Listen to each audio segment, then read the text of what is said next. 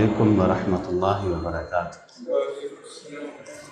نحمدہ ونصلی علی رسولہ الکریم، اما بعد، فاعوذ باللہ السمیع العلیم من الشیطان الرجیم، من ہمزہ ونفخہ ونفثہ، بسم اللہ الرحمن الرحیم۔ ان عدۃ الشہور عند اللہ 12 شہرا فی کتاب اللہ۔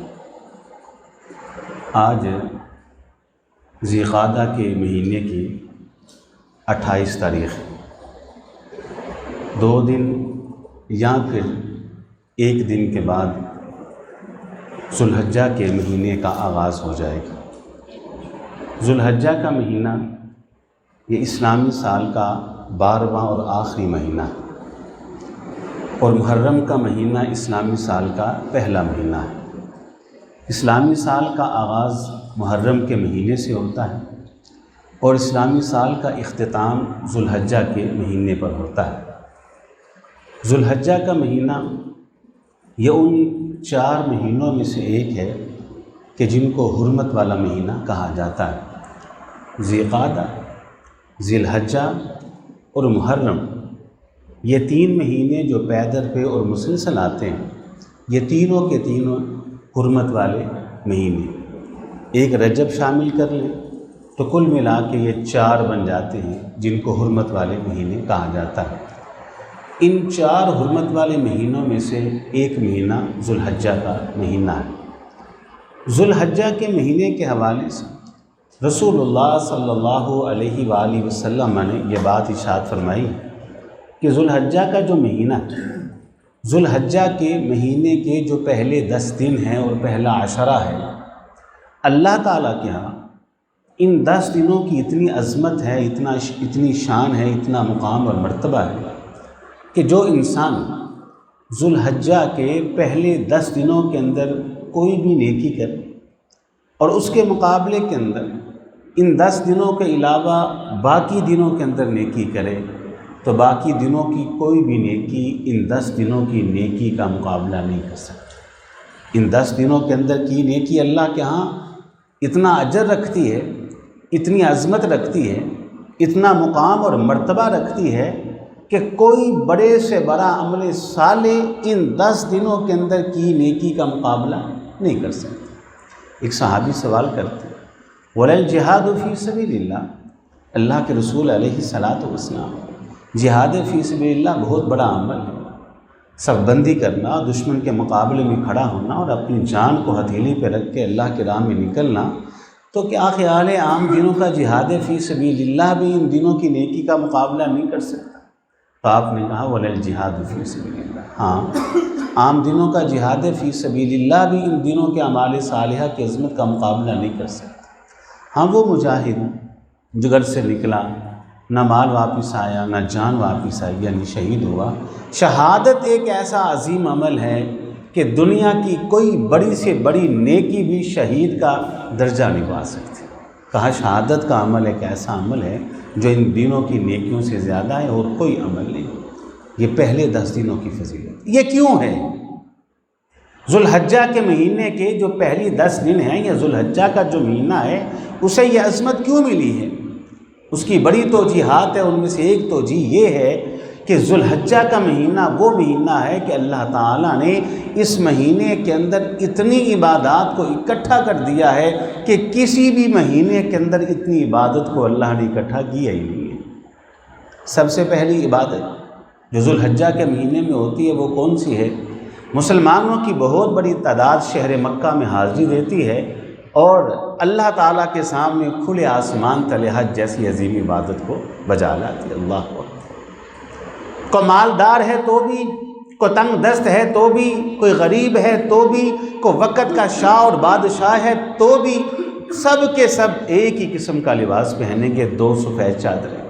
سر پہ لباس رکھنے کی اجازت نہیں، سر ننگا ہے، ننگے سر کھلے آسمان تلے سب اکٹھے ہیں، ایک ہی قسم کا لباس پہنا ہوا ہے۔ اور صرف یہ نہیں کہ سب کا لباس یکساں ہے، سب کے سر برہنہ اور ننگے ہیں، سب کھلے آسمان تلے ہیں، سب کی زبان کے اوپر الفاظ بھی ایک ہی ہے، لبیک لبیک اللہم لبیک لبیک لا شریک لک لبیک ان الحمد والنعمت لک والملک، الفاظ ایک، لباس ایک، حالت اور کیفیت ایک۔ صحیح مسلم کے اندر حدیث موجود ہے، رسول اللہ صلی اللہ علیہ وسلم ارشاد فرماتے ہیں جب عرفہ کے میدان کے اندر حاجی اکٹھے ہوتے ہیں، اللہ تعالیٰ سارا سال لوگوں کو اتنا جہنم سے آزاد نہیں کرتے جتنی جہنم کی آزادی لوگوں کو عرفہ کے دن ملتی ہے۔ نہ صرف یہ کہ جہنم سے آزادی ملتی ہے بلکہ یباہی علی الملائکہ، حدیث کے الفاظ ہیں، اللہ تعالیٰ فرشتوں کے سامنے فخر کرتے ہیں، فرشتوں یہ سب کے سب یہاں کیوں آئے ہیں؟ ایک ہی قسم کا لباس پہنے ہوئے، برہنہ سر، ننگے سر، کھلے آسمان تلے، گرمی کے اس موسم میں کس کے لیے کھڑے ہیں؟ دیکھو تو صحیح۔ ملائکہ جانتے ہیں اللہ آپ کی رضا کے لیے آئے ہیں۔ اللہ اکبر، ایک عبادت تو یہ، اور جو لوگ نہیں جا سکے اللہ ہم سب کو لے کے جائے، اللہ ہم سب کو بار بار لے کے جائے، ہم عمرہ کے لیے بھی جائیں، ہم حج کی سعادت بھی اللہ تعالی ہم ہمارے مقدر و نصیب میں کرے۔ اچھا، جو نہیں جا سکے اپنے گھروں میں ہیں، اللہ نے ان کو مالی وسعت دی ہے تو وہ کیا کرتے ہیں؟ ایک بہت بڑی تعداد جانوروں کو ذبح کر کے قربانی کر رہی ہے۔ کوئی دمبے کو ذبح کر رہا ہے، کوئی چھترے کو ذبح کر رہا ہے، کوئی اونٹ کو نہر کر رہا ہے، کوئی گائے اور بیل کو ذبح کر کے اللہ کی رضا کے حصول کی کوشش کر رہا ہے۔ اچھا، جو لوگ قربانی بھی نہیں کر سکے، جن کے پاس مالی وسعت نہیں، وہ کیا کریں؟